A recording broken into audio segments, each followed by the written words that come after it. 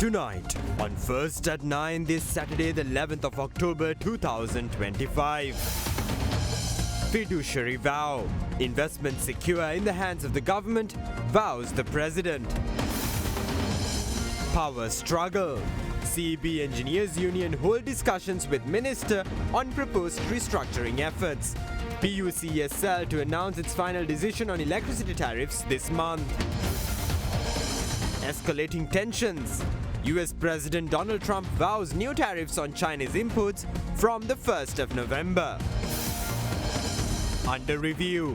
COPE committee probes Lanka Satasa over mass hirings in the lead-up to national elections last year. Kalin baby so rupial anuwakata. Kalin baby podi hamotamai. Homelands Expo 2025 Property Investment Forum and Exhibition. Join us on 11th October, Hilton, Colombo, from 10 a.m. to 6 p.m. Call 0710 111 444. This is Derana First at 9. Live from Studio 24 in Colombo. Good evening and welcome to Derana First at 9. I'm Aditya Drisinga joining you live with the latest in Sri Lanka and around the world. Brought to you by the only Sri Lankan media network to rise to the pinnacle across all media platforms, recognized as the best by every survey and beloved by the people. Now in your top story tonight, the Public Utilities Commission of Sri Lanka claims that its final decision on the proposed revision to electricity tariffs will be made public on October 14th.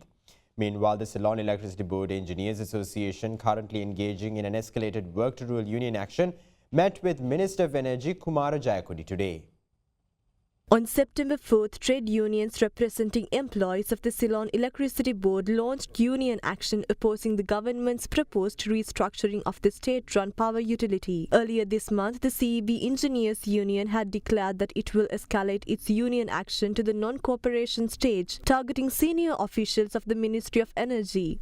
Executive member Dhanushka Parakramasinghe claimed that as part of the escalated union action, members would abstain from engaging with both the Secretary to the Ministry of Energy and the CEB chairman. Amid these developments, representatives of the Engineers Union held discussions today with the Minister of Energy, Secretary to the Energy Ministry and the chairpersons of the 4 CEB subsidiaries at the ministry premises. ඒගොල්ලෝ මේ පහුගිය කාලේ පුරාවටම එතකොට වෘත්තීය ක්‍රියාමාර්ගයක හිටියද ඒගොල්ලෝ ඒ වෘත්තීය ක්‍රියාමාර්ගයෙන් ඉවත් වෙලා සාමාන්‍ය මට්ටමට ඇවිල්ලා දැන් ඒක කතා කරේ කොහොමද අපි අලුතෙන් කරගෙන යන්නේ කොහොමද ස්ටාෆ් බෙදාගන්නේ අලුත් අධ්‍යක්ෂවරුන්ගේ වගකීම් මොනවද ඒ වගේ දේවල් තමයි කතා කරේ අද සාකච්ඡාව සාර්ථකද විදුලි අඩු වේද ජනතාවට මේ ආයතනයේ කාර්යක්ෂමතාවය වැඩි කළා මේකේ විනිවිදභාවය වැඩි කළා ඒකෙන් විදුලි බිල අඩු කරන එක තමයි බරපතල. Meanwhile, the Public Utilities Commission of Sri Lanka announced that its final decision on the proposed revision of electricity tariffs will be made public on October 14th. PUCSL Director Jayanath Herath claims that the Ceylon Electricity Board has proposed an increase of 6.8% in electricity tariffs.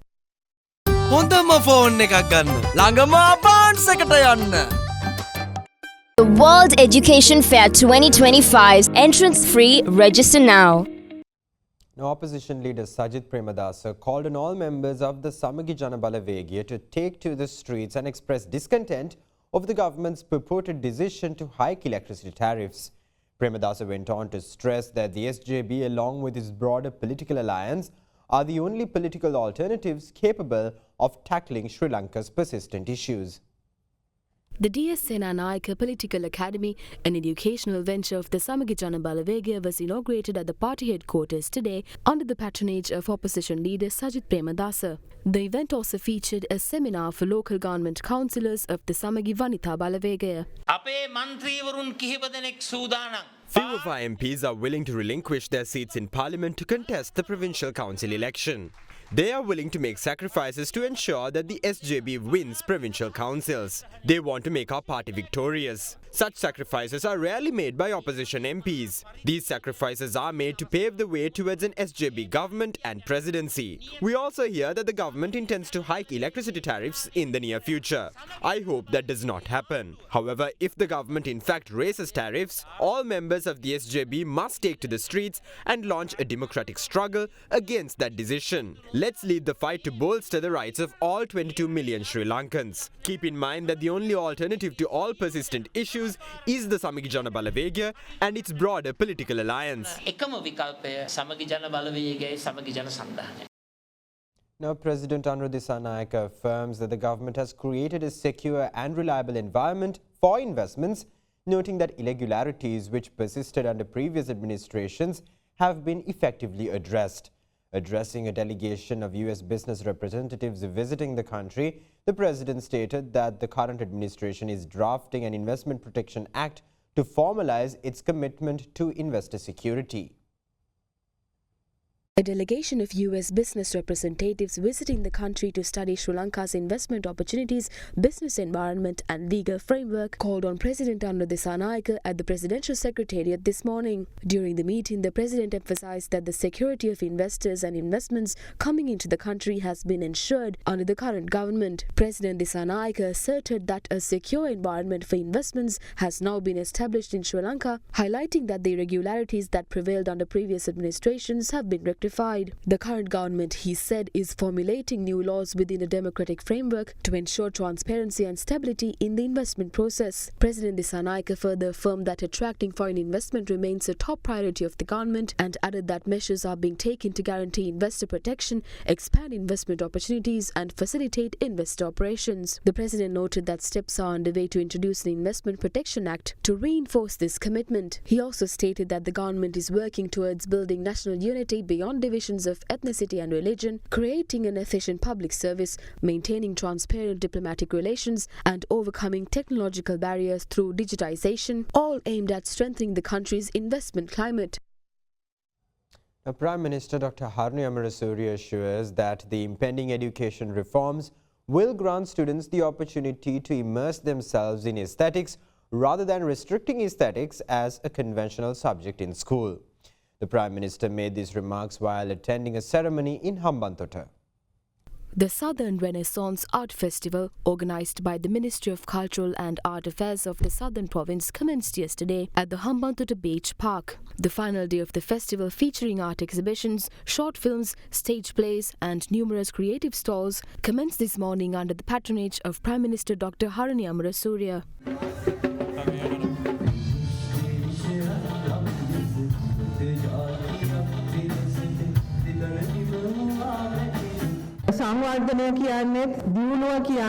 Development extends far beyond the mere construction of infrastructure. Our ultimate aim is to build a society where every child is nurtured with love and protection. All our initiatives are directed towards realizing that vision. The education reforms slated for implementation in 2026 would ensure that aesthetics occupy a central place in a child's development rather than being confined to a conventional school project. It is essential that aesthetic disciplines be further promoted within the school curriculum, allowing society to genuinely appreciate and embrace them. To me, this defines a truly progressive education system. The President consistently underscores the importance of fostering a compassionate and empathetic society. Such a society cannot emerge from a population indifferent to the arts and beauty. These are the very foundations that guide us toward a prosperous nation and a life of true fulfillment. Now, the Committee on Public Enterprises reveals that Lanka Satasa recruited 850 employees ahead of elections last year without proper approval, raising concerns over mass hiring. This committee also questioned the company's practice of appointing all senior managers on contract basis. We need to have a conversation on institutional negligence. Since its inception, the company sought the approval of the Department of Management Services to recruit officers on contract basis for 8 positions. The officers subject to this procedure included the Chief Executive Officer and the Deputy General Manager. However, although approval was sought as such for new recruitments, the recruitment procedure itself has never been approved. All 8 officers in the senior management are on contract basis. They cover finance, procurement, operations and so on. We have uncovered several instances of malfeasance, including the infamous sugar and rice scams. What we observe is that the relevant authorities shy away from responsibility when inquiries are held on these issues. කවුරුවක්වත් වග කියන්නේ නැති මට්ටමේ ක්‍රියාවලියක් තියෙනවා. වෙයි 2024 සැප්තැම්බර් මාස. During a board meeting in September 2024, a contract was extended from 2 to 5 years. Therefore, this individual must execute his contractual duties for 5 years. The other concern is the benefits package. Pursuant to the government scale, a CEO can only be paid a salary of 173,000 rupees. Considering that this company generates a revenue of 60 billion rupees, a 173,000 rupees salary is inadequate to attract talent. That is one angle. අපේ තර්කය තමයි මේ ආයතනයේ සම්පූර්ණ head එක කොන්ත්‍රාත් පදනමින් තියලා වැඩ කිරීම මේකට සුබදායි නැහැ කියන එක අපේ අදහස. පිළිගන්නවා. 24 ජුලි මාසේ 850ක විතර. In July 2024, 850 employees were recruited to the permanent staff all at once. This mass recruitment took place just before the elections in August and September last year. The official position is that no recruitment can be made sans the government's approval. Tell us the truth about what happened. මේක මොකද්ද මේ 800 ගානම එකම සැරේ බඳව ගත්තන 2023 වර්ෂයට 375 දිනකුත් 2024 වර්ෂයට 476කුත් තව බඳව ගන්න තියෙනවා. මේ වගේ බඳවා ගැනීම වලට DMS අනුමැතිය ඕනේ නැද්ද? මේට පෙර තිබු රජයේ අවස්ථාවේදී මම දන්න විදිහට නම් කල්පනාකාරීත්වයෙන් මේ අවසර ගත්තා. ඔබතුමීලා අනුමැතිය දීලා තියෙනවද? ඒකේ තනතුරු 400 බැගින් අනුමත කරලා තියෙනවා. එතන මේ ගැටලුවක් තියෙනවා. ඉතින් SOR අනුමත කිරීමේදීත් ගැටලුවක් තියෙනවා. අවශ්‍ය සුසුකම් සම්පූර්ණ කරපු නැති කොටසක් ඉන්නවා. ගයිඩ්ලයින් අනුව අනුමත කරගැනීමේ ගැටලුවක් තියෙනවා එතන. මේ අයගේ රැකියාවක් තියෙන්න ඕනේ. ඒක හරිය ඔක්කොටම යටත් මේ කියන්නේ. හැබැයි නිශ්චිත අනුමත කිරීම වලින් සහිතව ආයතනය වැඩ කරන්න ඕන. At the center of political attention today were the investigations into the uninspected release of 323 containers, the suicide ambulance service and the return of armoured vehicles to former presidents. පරීක්ෂණයකට අදාළව පුද්ගලයෙක් දෙන ප්‍රකාශයක්. If it were appropriate to publicize a statement provided in connection with an investigation, the person who provided the statement could publicize it themselves. There is no need for the police media division to be involved. When a statement recorded in relation to an ongoing investigation is publicized, whether it is altered or not, that may threaten the progress of the investigation. The publicization of a statement recorded for an investigation by the police media division is illegal. The president appointed a committee to probe the containers released without proper inspection. However, the report compiled by the committee was not publicized. Instead, the government publicizes statements recorded for investigations. ඒව ප්‍රසිද්ධ කරන්නේ අනුන්ගේ කට උත්තර ප්‍රසිද්ධ කරනවා. Cabinet මණ්ඩලය වෙනස් කරපු ඉඳන් Do not say that the names of individuals who released the containers without proper inspection cannot be announced due to the cabinet reshuffle. Do not use the cabinet reshuffle as an excuse to not answer questions on the containers released by the Customs Narcotics Control Unit. All matters connected to the release of the 323 containers must be revealed. It cannot be concealed merely because the minister in charge was changed. The government is attempting to influence public opinion to conceal its incompetence. ජනතාවගේ මතය වෙන පැත්තකට ගෙනියන්න උත්සාහ කරනවා. මොලසරිය සම්බන්ධයෙන් චෝදනා කරනවා. ඇයි මේ පාට වෙනස් කරන්නේ? ඇයි මේකේ නම වෙනස් කරන්නේ කියලා. එතනින් පස්සේ සුවසරියේ සාර්ථකත්වයට From here onwards, the incumbent government will be responsible for the successful operation of Suasaria. The success rate has been measured through the service provided to the people. If there is a decrease in the level of service provided, any MP has the right to question it. ගැන කතා කරන්න අයිතියක් තියෙනවා. ගරු මහින්ද රාජපක්ෂ හිටපු ජනාධිපතිතුමාත් Former Presidents Mahinda Rajapaksa and Maithripala Sirisena have requested their vehicles be returned. We have planned to submit these requests to the Security Review Committee of the Ministry of Public Security. The vehicles will be returned based on the decisions of that committee. ආරක්ෂාවට බලපාන ඒ වාහන නැවත ලබා දෙන්න ඒ කමිටුවේ තීන්දුව. Leader of Sarvajana Balaya, parliamentarian Dilith Jayavira claims that the government has not generated even a single cent in new wealth, although it has added to Sri Lanka's insurmountable debt stock and increased the tax burden on all Sri Lankans. Addressing a gathering today, Jayavira disparaged the incumbent government's agenda as myopic and claimed that it will not last long. The establishment of the Sarvajana Sabha of Halmilla Kadiya Ratnapura took place today under the patronage of Sarvajana Balaya leader, parliamentarian Dilith Jayavira. The concept of entrepreneurship pioneered by Dilith Jayavira is one that he has tested himself. We completely trust him to successfully implement that concept. Are Sri Lankan citizens ready to hand over this country to opposition leader Sajith Premadasa at the polls in 2029? There is no SLPP or SLFP candidate who can take up that fight. We are certain that Dilith Jayavira will become the next leader of our country. ඇත්තටම ඔවුන්ටත් අයිති නොවන රූකඩ ආණ්ඩුවක්. The incumbent government is a puppet. The government acts on the whims and fancies of certain pressure groups. The pressure exerted on the country's culture and civility by the government is powered by these external forces. So far, the government has only succeeded in taxing the people, failing to generate even a single new cent in wealth. The government has taken on more debt. The public will have to pay back all that debt through taxes imposed on essential items. Earlier, you might have purchased a bag of groceries using your 5,000 rupee Aswasama disbursement. However, after the tax hike, that same bag of groceries today costs more than 10,000 rupees. The bag of groceries is stuffed with taxes. The government's short-sighted and selfish agenda might reap them some short-term benefits. Their asset declarations make that quite evident. They must be generating wealth. It is clear that they engage in corruption while touting themselves to be the opposite. However, these practices will not last long. තාම පැහැදිලි හැබැයි ඒකට ගමනක්.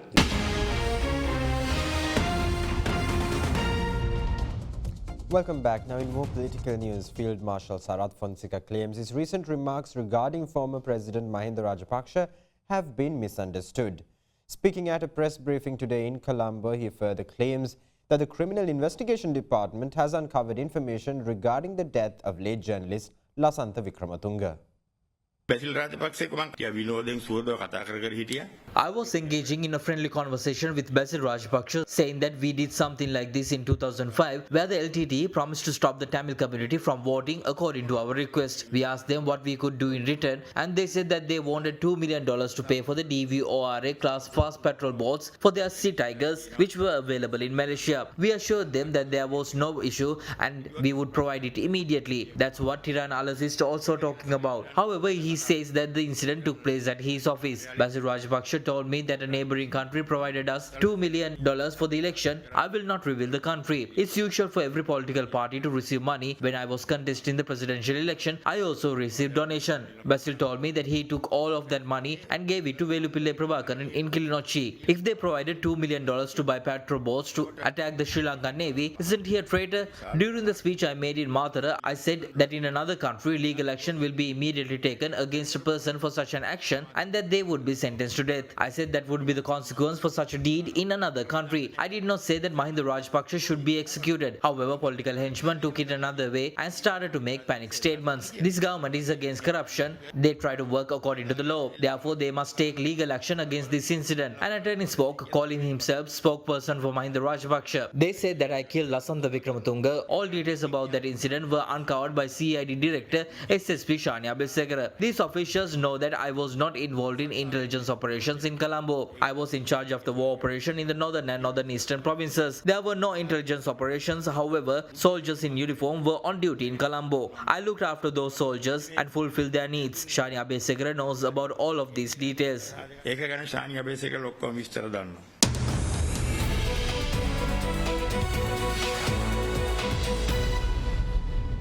Now in your business news, Sri Lanka's financial system stability is secure with continued improvements in macroeconomic conditions, says the Central Bank of Sri Lanka, the country's top monetary regulator.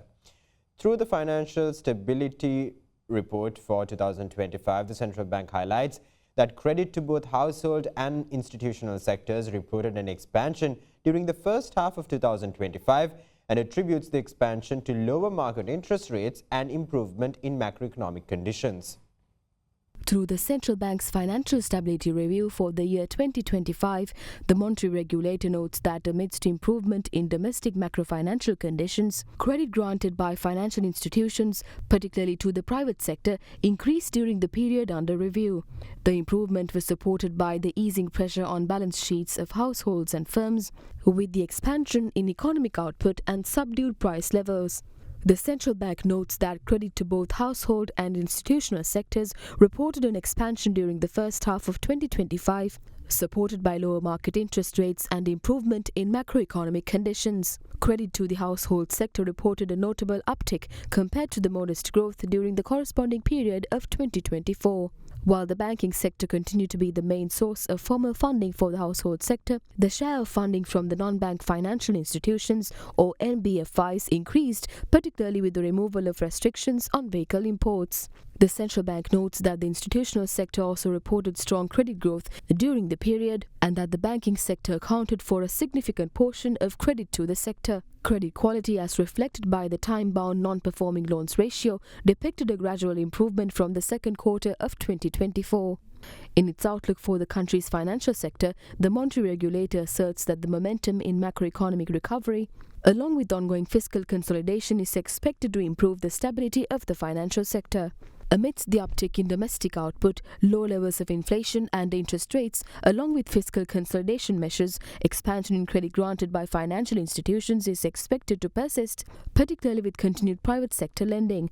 The country's top political regulator notes that as the economy progresses through the expansionary phase of the credit cycle amid still elevated Stage 3 loans, close monitoring and implementation of proactive measures to address potential vulnerabilities and emerging risks would be a crucial factor in sustaining financial system. The report notes that going forward, financial system stability is expected to be maintained with continued improvements in the macroeconomic conditions.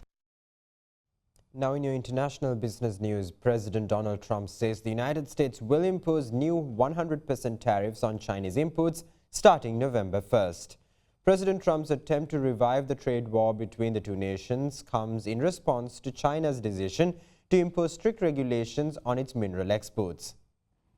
US President Donald Trump claims he would impose an additional 100% tariff on imports from China from November 1st. Taking to social media, President Trump said the United States would also impose export controls on critical software. Previously, Trump hit back at Beijing's move this week to tighten its rules for exports of rare earths, accusing China of becoming very hostile and trying to hold the world captive. Financial markets dropped in the wake of Trump's remarks, with the S&P 500 closing down 2.7%, its steepest fall since April. China dominates production of rare earths and certain other key materials which are key components in cars, smartphones and many other items. The last time Beijing tightened export controls after Trump raised tariffs on Chinese goods earlier this year, there was an outcry from many US firms reliant on the materials. Carmaker Ford even had to temporarily pause production. In addition to tightening rules for rare earth exports, China has opened a monopoly investigation into the US tech firm Qualcomm that could stall its acquisition of another chip maker. The United States and China have been in a fragile trade détente since May, when the two sides agreed to drop triple-digit tariffs on each other's goods that had nearly stopped trade between the two countries. The move left US tariffs on Chinese goods facing an added 30% levy compared with the start of the new year, while US goods entering China face a new 10% tariff.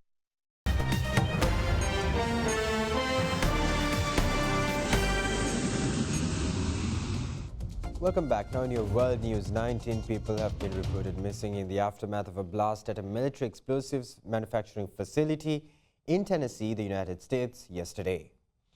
The plant in Bucksnort, Tennessee, roughly 19 kilometers southwest of Nashville, specializes in the development, manufacture, handling and storage of explosives. The cause of the blast remains unclear. The factory, which sat on about 1,300 acres of land, produced C4, TNT and other high-grade military and commercial explosives and stored them there. Local news media said patients were being treated at hospitals in the area and that residents who lived more than 20 miles away from the site could feel the explosion.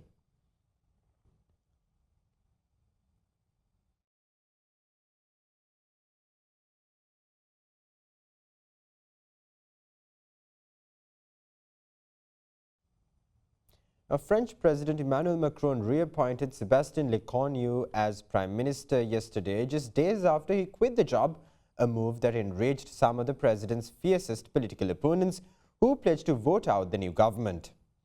Macron will hope loyalist Lecornu can draw enough support from a deeply divided parliament to pass a 2026 budget. Faced with France's worst political crisis in decades, many of Macron's rivals have demanded he either call fresh elections or resign. The immediate reaction to Lecornu's appointment from the far right and hard left was scathing, suggesting his second stint as Prime Minister will be no easier than his first, which ended on Monday when he resigned just after 27 days in office.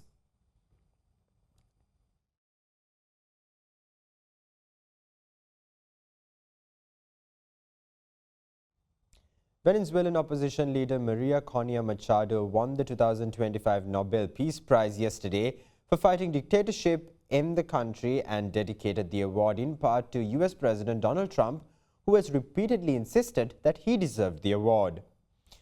In a post on X, the Nobel Committee said it had decided to award the prize to Machado for her tireless work promoting democratic rights for the people of Venezuela and for her struggle to achieve a just and peaceful transition from dictatorship to democracy. Machado, a 58-year-old industrial engineer who lives in hiding, was blocked by Venezuela's courts last year from running for president and thus challenging President Nicolas Maduro, who has been in power since 2013.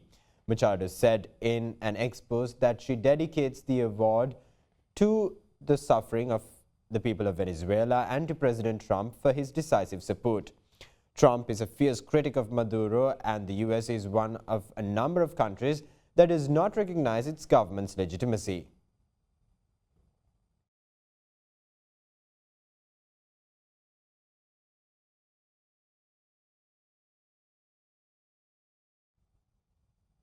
India has announced that it is upgrading its technical mission in Kabul to a full-fledged embassy, cementing its first high-level diplomatic engagement with Afghanistan's Taliban administration since the group seized power in 2021.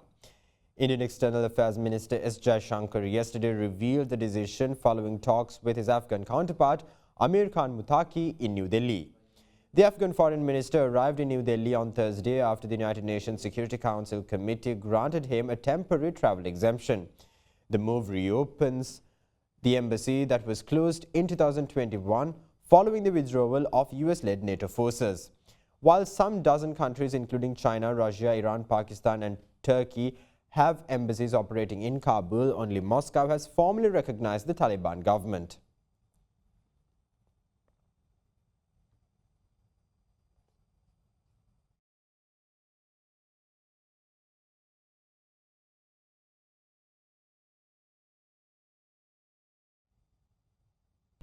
That's all the news we have for you tonight. Thank you. Have a great night.